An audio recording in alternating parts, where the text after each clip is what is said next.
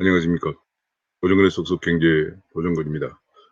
주말이었는데도 불구하고 어제 선출된 국민의힘 이준석 대표의 행보가 빨라지고 있는 것 같습니다. 이준석 대표는 비서실장에 초선의 서범수 의원을 선임하고 당 수석 대변인의 황보성이 초선 의원을 선임을 했습니다. 오늘 이준석 대표가 몰고 오는 정치혁명, 한국의 정치 구도의 변화에 대해서 한번 변화에 대해서 살펴보고 그 과제를 한번 점검해 보는 시간을 갖도록 하겠습니다.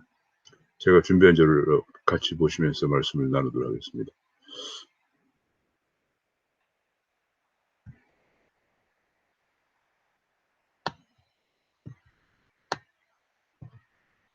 이준석 정치혁명 기대와 과제 이렇게 제목을 잡아봤습니다. 이준석 발 정치혁명이라고 해도 과언이 아닐 정도입니다.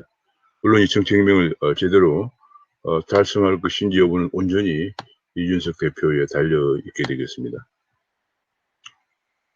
36세 이준석이 한국 정치판을 흔들다 하는 제목의 기사가 났습니다. 뭐 아주 한국 정치판을 흔든 정도 아니고 정치사의 혁명을 가져오고 있습니다. 헌정사의 첫 30대 영선에 야당, 제1야당 대표가 선출되면서 한국 정치 지형에 엄청난 혁명적 변화가 예고되고 있는 상황입니다.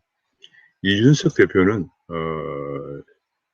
1985년 서울 출생으로 서울과학고를 나와서 카이스트 대학 중에 국비정학생으로 선발되어서 미국 하버드 대학에 유학해서 경제학과 컴퓨터학과를 졸업한 하고 2012년에 박근혜 비상대책위원장 당시 새누리당 비상대책위원장의 영입으로 새누리당 비상대책위원을 하면서 정계에 발을 들여놓게 되었습니다.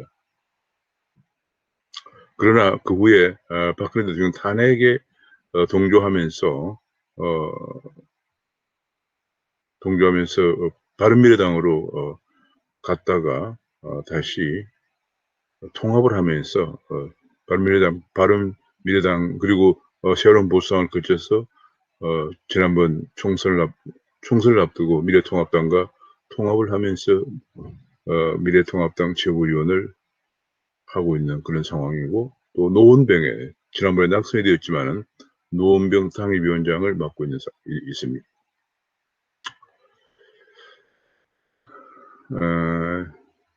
그런가 하면 최고위원회도 조수진, 배현진, 정미경 등이 당선되면서 여풍이 거세다 이런 분석이 나왔습니다. 그러니까 이번에 특징은 청년과 여풍이 거세다 이렇게 거센 결과를 가져왔다 볼 수 있습니다.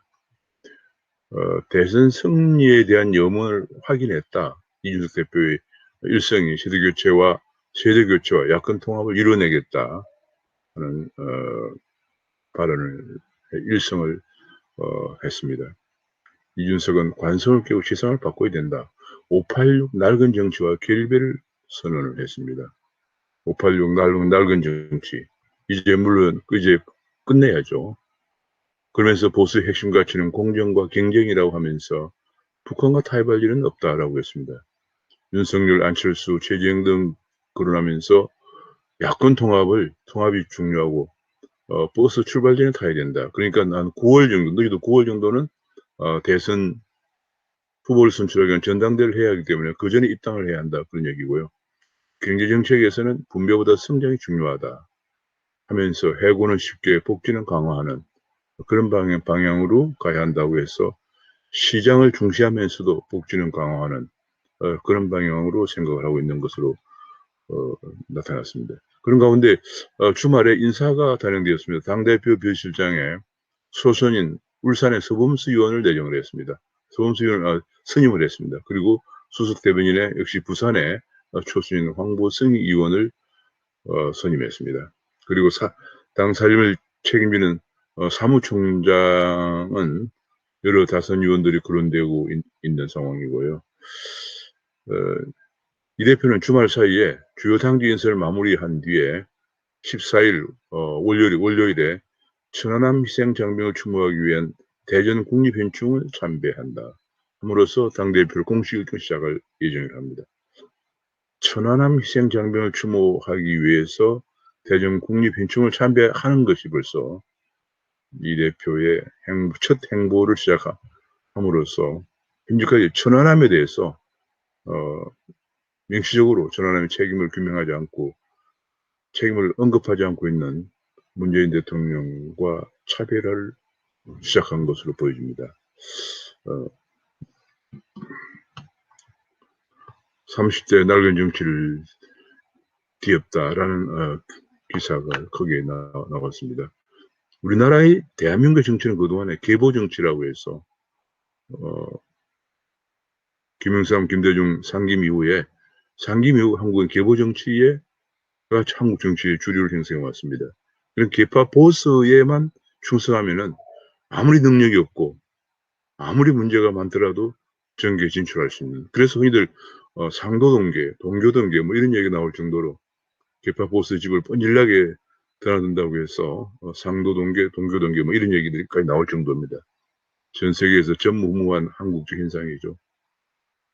국회보다는 공부를 하기보다는 국정을 공부하기보다는 상도동계나 동교동에 혹은 김종필 JP가 있던 그 대개 새벽부터 그 뻔질나게 드나들면 나중에 국회 정계에 진출하는 그런 정치. 이제는 끝내야죠. 무능한 그렇기 때문에 국정원들 하나같이 무능해서 삼류정치라는 딱지가 붙었죠. 국정에 대해서는 아는 게 별로 없는 그런 상황이죠. 그 다음에 팬들, 최근에 이제, 노무현 문재인, 정부 들어서 팬덤 정치라는 것이, 뭐, 노사모, 혹은 문빠, 혹은 조국 소대, 이런 식으로 팬덤 정치가 새로운 정치 패러다임으로 잡아온 이것도 역시 자유민주주의의 대의민주주의를 부정하고 오직 잘 되건 못 되건 무조건 대깨문이라고 하는 것처럼 머리가 깨져도 문제이다. 뭐 이런 식의 그 자유민주주의와 자유민주 가치를 정면으로 훼손하는 그런 팬덤 정치. 이것은 바로 무능의 정치죠. 이제는 그런 정치를 뒤엎어야 되는데 그런 정치를 완전 뒤엎는 정치 혁명이 필요한 상황인데 이것이 바로 이번에 30대 이준석 여러 가지 검증이 안 된 국회의원도 한 번도 안 됐기 때문에 검증이 안 된 그런 상황이지만은 국민과 당이 제1야당이 선택한 것은 바로 이런 계보 정치와 팬덤 정치의 무능한 정치를 혁신을 해야 한다는 준엄한 명령이라고 보여집니다. MZ세대의 분노, 보수의 정권 교체 열망이 만든 정치 태풍이다. 이런 보도가 나왔습니다. 그동안에 MZ세대는 그동안에 문재인 정부의 4년 동안 경제가 완전 붕괴되면서 청년들은 실업에 지금 뭐 거의 일자리가 없기 때문에 일자리가 없죠. 결혼도 못하죠. 집도 못 사죠. 이 사회에 대한 분노가 하늘을 치르고 있는데 그동안에 공정하고 공정과 정의를 외쳐왔던 정치 인사들이 알고 봤더니 내부적으로는 더 공정하지 못하고 더 부정의를 일삼고 있다는 것이 드러나면서 그 불공정과 부정에 대한 분노가 하늘같이 치솟고 있는 그런 속에서 여야를 불문하고 이제는 정치 실정권 교체를 넘어서 정치 교체 여기 정치를 뜯어고치지 않고 희망이 없다 하는 그런 열망이 반영된 것이다. 정치 교체란 말이 나왔습니다. 정치 교체 출발점이다. 이제 대한민국은 새로운 정치 시스템으로 가야 한다는 그런 출발점이다. 이렇게 평가가 나오고 있습니다. 정치판의 변화와 열망이 36세 제1야당 대표를 선택했다. 이런 주장입니다.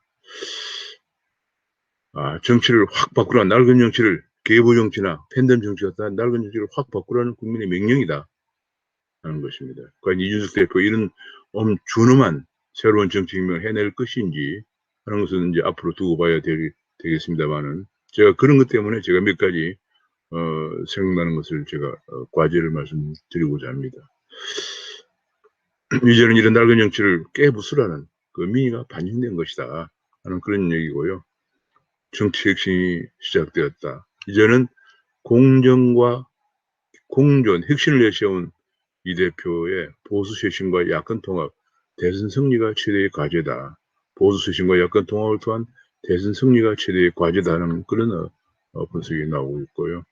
공정을 복원하고 지금 이 시대에 가장 큰 2030, 40 세대가 분노하고 있는 불공정, 따라서 공정이 지금 가장 큰 시대의 정신이기 때문에 공정을 복원하고 경제나 안보, 파퓰리즘을 막아내야 한다.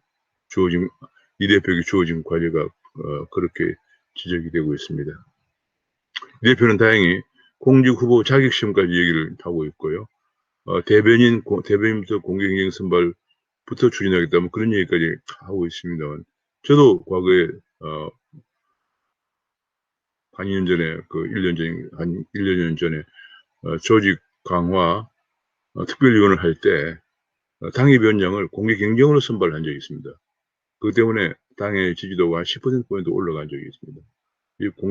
이제는 그 공개 경쟁으로 선발했던 가장 큰 이유가 바로 이런 계보라든지 이런 것을 완전히 불식시키기 위해서 시작했던 것인데 굉장히 인기를 얻었고 또 그를 통해서 많은 젊은 사람들을 발탁을 한 적이 있습니다. 한국 정치의 새로운 바람이 되어야 된다. 정치의 신의 마중물이 되어야 된다. 이제 정치의 구태를 완전히 걷어내야 된다. 이런 주장들이 연이어 나오고 있습니다. 역시 여성 문제에서도 지금 2대남만 가지고는 안 되고 20대 여성도 2대녀도 지지도 받아야 된다. 그런 얘기고요. 지금 젠더 갈등 문제를 극복해야 된다. 지금 젠더 갈등이 정말 우리나라의 그 성평등 남녀 양성평등 문제가 젠더 갈등으로 좀 바람직하지 않은 방향으로 지금 나아가고 있는 모습을 보이고 있는데 이 부분도 이제 극복해야 될 과제다. 그런 얘기고요. 그런 과정에서 잘못하면은 30대 여당 대표가 나오면서 정치 구도가 신구 대결로 바뀔 우려도 있다. 그런 얘기입니다. 지금 민주당 후보들은 대개 나이가 많은 사람들이죠. 흔히들 586이라고 합니다만 요즘은 꼰86이라고 합니다. 꼰대 586이라는 얘기죠. 그런 꼰대 586과 이제 야당의 새로운 세력 간의 신구 대결로 바뀌었다. 그런 얘기입니다. 지금 이준석 대표가 야당의 30대 대표가 들었으면서 여당에서도 속내가 복잡해졌다. 여당도 변해야 한다고 하는데 과연 지금 현재 그런 데 있는 대권 후보들이 물러날 것인가, 어떻게 될 것인가, 그런 복잡한 속내다 그런 얘기고, 여권에서도 086 그룹이 퇴진해야 할 것이다 하는 그런 얘기들이 나오고 있습니다. 잘못하면 여권도 꼰대 정당으로, 이제 여권이 꼰대 정당으로 전락할 판이다. 이준석의 등장으로 여권이 꼰대 정당으로 전락할 위기로 몰렸다.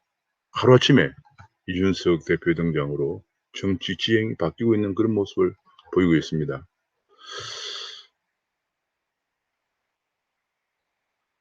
이런 가운데 주목을 받고 있는 사람도 영국의 데이비드 윌리엄 도널드 캐머런인데요.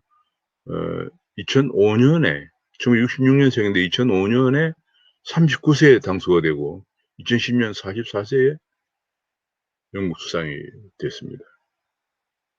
굉장히 주목을 받고 다시 한번 주목을 받고 있는데, 제가 그 데이비드 캐머런이 2010년에 집권하면서 그때 2010년부터 15년까지는 2010년 총선에서 단독 과반을 달성하지 못해서 세 번째로 표를 얻었던 노동당, 그 다음에 자유민주당과 연정을 했습니다. 연정이 5년 동안 계속되다가 2016년에 단독 정부를 수립했습니다. 그래서 자유민주당과 내각을 나눠 가졌기 때문에 나눠 가졌습니다. 그래서 뭐 전적으로 캐머런의 의중만 반영된 건 아닙니다만 대체로 보면은 나이를 불문하고 아주 경력이 필요한 분야는 나이가 많은 분들이 또 경륜이 필요한 분야는 또 임명이 되었고 또 젊은 사람들도 임명이 되었고 그렇습니다. 44세에 집권을 했는데 지금 44세보다 훨씬 많은 경우는 예컨대 뭐 외무장관 같은 경우에 국방장관, 내무장관 이런 분들은 되게 연세가 많은 분들이고, 그 다음에 이제 연세가 그 데이비드 캐머런 수상과 비슷하거나 좀 낮은 게 사람들이 법무장관, 재무장관, 노동연금장관, 보건장관, 교육장관 등등이 임명됐는데 이런 경우 상당수가 자유민주당의 요구가 반영된 것이라고 합니다. 데이비드 캐머런을 보면은 이턴을 나와서 옥스퍼드를 나왔습니다. 상당히 지금 이준석 대표 행보와 비슷해요. 한국에서 가장 우수한 영재학교인 과거를 나와서 하버드를 나왔기 때문에, 영국도 이턴이 가장 유명한 사립고등학교죠. 이턴 옥스퍼드를 나왔고, 대학 졸업 후에는 영국의 보수당 조사국에 근무했다. 영국은 보수당이 굉장히 연구업무를 중시합니다. 당내에도 조사국이 있지만은 당 외에도 경제문제연구소, 아담 스미스 연구소 이런 것들을 대처 수상이 당시에 당수일 때 설립을 했습니다. 그런 것들이 이제 있는데, 영국에 일단 대학 졸업 후에는 보수당 조사국에 근무하고, 데이비드 캐머런 수상 전에 마이클 하워드 당수 때 예비내각 섀도우 캐비넷에서 교육부를 담당을 했습니다. 2001년에 35세에 처음으로 국회에 입성을 하고 초선인데 바로 당수가 돼서 된 겁니다. 2005년에 당선에서 압도적으로 득표를 했습니다. 왜냐하면 그 전에 보수당이 연이어 3번을 패배했습니다. 1997년에 토니 블레어 노동당 당수가 집권한 이후에 계속 3번에 걸친 총선에서 패배했기 때문에 보수당 내에서 변화의 열망이 굉장히 강했습니다. 그리고 나온 것이 원정적 보수주의라는 주장을 하게 됐습니다. 그러니까 계속 대처 이후에 대처가 쭉 집권해 오다가 1997년에 토니 블레어에게 넘어갑니다. 토니 블레어에게 넘어간 이후에 계속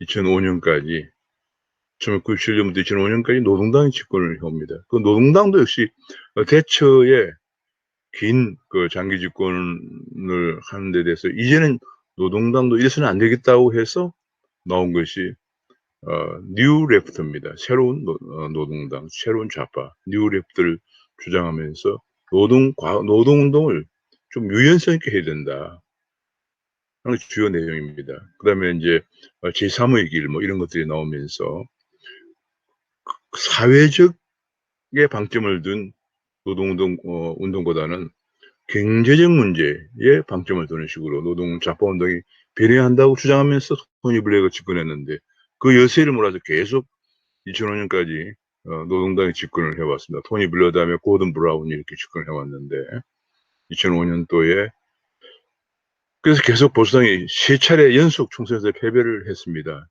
여기서 나온 것이 보수당도 이제는 온정적 보수, 전통적인 보수당의 정책 방향인 시장을 중시하면서도 약자와 여성과 소수인종, 환경을 배려하는 그런 보수주의를 주장을 하면서 당수에 당선된 후 제일 처음 방문한 곳이 런던 빈민지역인 이스트엔드를 방문했습니다. 이 토니 블레어도 41세 수상이 되었습니다. 그러니까 대체 수상 이후에 18년간 야당 생활을 하다가 토니 블레어 야당도 당시에 이래서는 안 되겠다, 야당이 뭔가 변해야겠다 하면서 야당도 과감하게 41세의 토니 블레어를 수상으로 당수를 내세워서 집권을 하게 됩니다. 그리고 3번 연속 총선에서 이기게 되는데, 여기에 또 대항해서 보수당도 데이비드 캐머런을 2010년에 44살의 데이비드 캐머런을 내세워서 보수당이 18년 만에 집권을 하게 됩니다. 그런데 데이비드 캐머런은 2010년에 총선에 이겼지만 과반수에 미치지 못해서 3위를 달성했던 자유민주당과 연정을 하는데 5년간 연정을 잘 해왔습니다. 그러니까 2015년 총선에서 드디어 보수당이 단독 정부를 수립하게 되는데, 문제는 2016년에 영국이 항상 당면한 문제가 유럽연합에 잔류할 것인가 브렉시트를 할 것인가 하는 그런 문제였거든요. 왜냐하면 그 당시에 유럽연합의 자유이동, 거주 이전의 자유가 보장되면서 많은 유럽연합에 가입된 특히 동그라파 국가들 영국으로 많이 언어도 편리하고 사회부장 제도도 잘 되어 있기 때문에 영국으로 많이 이민을 옵니다. 3개월 이상만 체제하면은 모든 복지 혜택을 지급해 줘야 되는데, 영국은 그걸 감당할 수 있는 재정적 능력이 한계에 도달했다고 해서 6개월 동안 일자리를 구하지 못하면 영국을 떠나야 한다는 그런 주장도 하고요. 4년간 보험료라든지 이런 걸 낼 때만이 보장비를 준다. 이런 주장을 하다가 마침내 도저히 안 되겠다. 제가 그때 영국을 방문해 보니까 영국에서 거의 영국 국민의 약 20% 정도가 이민자라고 합니다.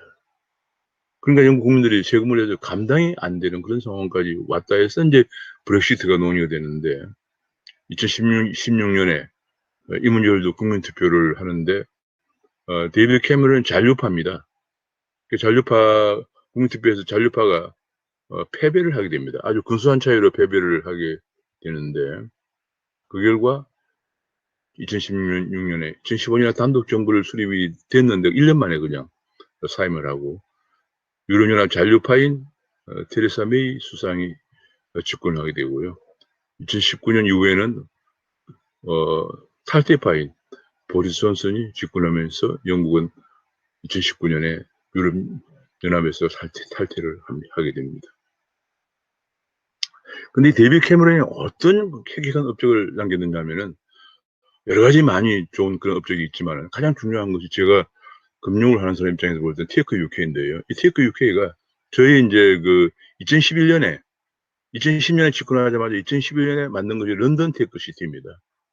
런던 동북부에 아주 그 개발이 안 된 낙후 지역을 선정해서 미국의 실리콘밸리 같은 것을 만들자. 이런 기초에서 런던 테크 시티를 출범시킵니다.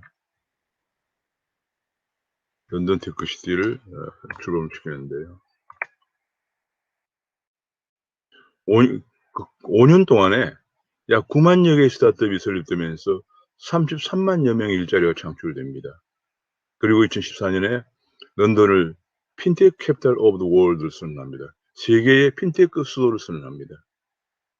이제 그 금융이 대한금융이나 디지털 화폐 이런 식으로 빅테크 중심으로 많이 바뀌어지면서 핀테크 산업 등장하면서 핀테크 디지털 금융 시대에도 런던을 금융 중심지로 유지 발전하는 그런 목표로 2014년에 런던을 핀테크 캐피탈 오브 더 월드를 선언합니다.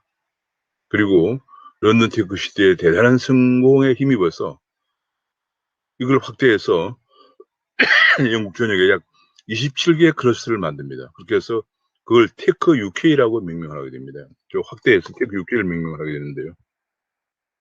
이 테크 UK가 하면서 고용 창출 규모가 약 156만 명에 달하고요. 5만 8천여 기업이 창업을 하게 되는 엄청난 효과를 거두게 됩니다.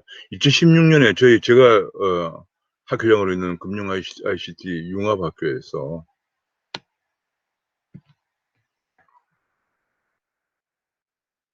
2016년에 이 테크 UK를 방문해 봤습니다. 그런데 전 세계에서 이 모범적인 사례, 데이비드 캐머런이 추진해서 대단한 성공을 거둔 이 모범적 사례를 배우기 위해서 너무나 많은 사람들이 오기 때문에 그야말로 예약을 해야 되고요. 면담 시간도 30분이 넘었을 수가 없을 정도로 문전성시를 이루고 있었습니다. 저희도 그 테크 UK를 둘러보고 또 런던 테크 시티, 런던 동북부 지역에 있는 레벨 39 뭐 이런 거 또 이제 둘러보고 했는데, 그리고 돌아와서 국회에서 국회의원들 좀 이런 거 좀 알아야겠다 하는 차원에서 국회에서 세미나도 개최하고 한 적이 있습니다. 이렇게 그 데이비드 캐머런은 젊은 사람이 등장해서 완전히 영국 경제를 새롭게 탄생시키는 그런 면모를 보였습니다. 이준석 대표도 앞으로 이렇게 새로운 면모를 젊은 사람다운 핵심적인 면모를 보여야 됩니다. 그러나 영국, 미국이나 이런 데서 한국과 다른 점은 무엇인가 하는 것인데요. 미국에서 뭐 옛날에 존 F 케네디도 40대 미국 대통령이 되었고, 데이비드 캐머런 아까 했지만 44세에 영국 수상이 되었고, 토니 블레어는 41세에 영국 수상이 되었습니다. 그런데 이런 것이 가능한 이유는 뭐냐면 영국이나 미국의 공통점은 인물보다 조직이 중요합니다.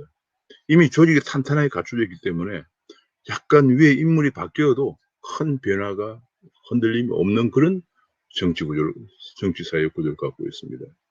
그리고 그 조직이 한국에서는 굉장히 한국적 위계 질서가 강하죠. 굉장히 한국은 위계 질서가 강한 데 비해서 영국이나 미국은 자유로운 토론 문화입니다. 우리가 대표적으로 영국의 의회 모습을 보면은 거기는 그냥 앉는 자리가 없습니다. 앉는 자리가 없으니까 서류를 갖고 갈 수도 없어요. 그냥 가장 낮은데 여야 그 당수가 그 손짓하면 닿지 않을 정도의 거리만 두고 마주 앉아서 그리고 서로 토론을 합니다. 한국은 위기 질서가 강해서 제가 걱정하는 것은 제가 당에서 비상대책위원을 한 1년여 했습니다만은 당 지도부가 거의 국회의원들, 당원들과 단절돼 있습니다. 당 지도부 몇 사람이 그냥 뭘 대부분이 큰 이슈를 결정하는데 당 지도부가 모든 분야의 전문성이 없기 때문에 때로는 큰 실수를 범하기도 하죠. 국회의원들 100여 명이 넘는 국회의원들이 활용이 안 되고요. 또 제가 그래도 어제 뉴스 잠깐 보니까 당에 한 몇십 년 전에 중진 얘기가 당 대표가 젊다고 해서 반발하면 안 된다 이런 얘기를 했어요. 이것이 바로 위기 질서를 얘기하는 거예요. 당 대표에게 자유롭게 토론하고 건의하고 또 잘못된 것을 고쳐주는 이런 문화가 우리도 빨리 자리 잡아야 되는데 이번에 이준석 대표가 들어오면서 그런 당의 문화가 쇄신돼야만 됩니다. 안 되면 뭐 똑같은 거 되는 거죠. 영국이나 미국 이런 문화가 굉장히 활발하고요. 그렇게 토론하다 보면 대치도 그렇고 지금 데이비드 캐머런도 그렇고 자기가 반대편에 있던 토론하는 사람들이 경청을 하고 오히려 그 사람을 장관으로 등용도 합니다. 또 한 가지는 영국은 섀도우 캐비넷이라고 그래서 예비 내각이죠. 야당일 때도 이 섀도우 캐비넷을 운영하면서 국정 담당 훈련을 시킵니다. 그다음에 각종 대내외 연구기관들이 뒷받침하고 있습니다. 당내에도 데이비드 캐머런이 대학 졸업하고 처음에 들어갔던 조사국도 있지만은 대처 수상이 당수 시절에 수상이 되기 전에 경제문제연구소 아담 스미스 연구소 설립해서 외곽에서도 이런 당을 지원하고 있습니다. 이런 연구들이 굉장히 활발하게 되고 있기 때문에 그런 것들이 또 이제 가지고 위기 질서에 얽매이지 않는 자유롭게 토론하고 또 섀도우 캐비넷을 통해서 야당일 때도 국정 훈련을 하고 또 조직이 이미 탄탄하게 되어서 인물에 따라서 크게 변화가 되지 않는 이런 시스템이기 때문에 30대, 40대가 등장을 해도 거의 흔들리지 않습니다. 한국은 이런 것들이 안 돼 있기 때문에 잘못하면은 위기 질서가 중요한 한국적 그런 분위기에서 대표가 잘못 판단하면은 굉장히 큰 이상한 방향으로 갈 수 있는 경우에 따라서 큰 실책을 범할 수 있는 상황입니다. 이런 부분들을 쇄신하는 것이 바로 이 대표의 젊은 이 대표의 중요한 목표입니다. 가장 큰 당면 과제는 주어진 정치혁명 과제를 과거의 계보 정치라든지 혹은 혹은 팬덤 정치 이런 것들. 지금 야당은 팬덤이 없죠. 여당만 팬덤이 있는데 야당은 과거에 그런 계보 정치, 지금도 무슨 개 이런 것들 완전히 탈피하는 본인부터 탈피하는 그런 정치혁명 과제를 차질 없이 달성하는 게 가장 중요하고요. 그렇게 함으로써 한국 정치에 새로운 지평을 열어가야 됩니다. 공정과 경쟁을 통해서 정치에도 능력 있는 정치. 이렇게 되면 이제 능력 있는 사람이 정치에 입문하는 거죠. 제가 재작년에 자유한국당 조직 강화 특위를 하면서 당협위원장을 선임할 때 제가 면접을 볼 때 질문이 하나 있습니다. 항상 지역구에 가서 자유민주주의가 왜 중요한지, 지금 한 달에 100만, 200만 주는 그런 선입성 현금살보다도 자유민주주의가 왜 중요한지, 또 시장 경제가 왜 중요한지, 이런 것에 관해서 쉬운 말로 지역구민들에게 어떻게 설명을 하시겠습니까? 하고 제가 물어봅니다. 대부분이 잘 몰라요. 그렇기 때문에 우리가 진 거예요. 우리 당은 자유민주주의와 시장 경제를 주장하고 있는데 그것을 지역 구민들에게 쉽게 이것이 가장 중요하다. 이것이 우리를 잘 살게 해서 우리의 자유를 가져오고 우리가 잘 살 수 있는 길에 대한 걸 쉽게 설명을 못하는 게 찌는 거죠. 왜냐하면 그렇게 공부가 안 돼 있는 거예요. 왜냐하면 과거에 계보에만 계파 보수에만 충성하면 공천을 받는 그러다 보니까 지역 정치도 지금 막 만연해 있고요. 그 지역의 출신의 보수에게 충성하려고 하다 보니까 그런 문제가 생긴 거죠. 이제 그런 걸 완전히 혁신하고 새로운 시대를 능력 있는 정치인이 등장하는 3류 정치가 아니고 1류 정치가 되는 시대를 열어가는 것이 이 대표 앞에 주어진 과제입니다.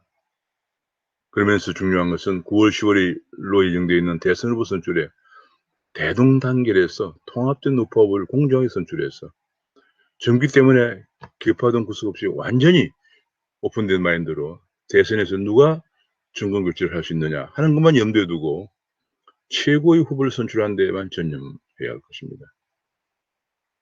한 점이라도 누구의 개파를 의식하거나 누구를 의식하거나 그래서는 안 됩니다. 본인도 얘기를 했습니다. 박근혜 대통령의 초빙으로 비상대책위원이 되면서 정기 입문했다고 했습니다. 그렇지만 박근혜 대통령이 탄핵을 인정한다고 했거든요. 마찬가지입니다. 다른 것도 마찬가지입니다.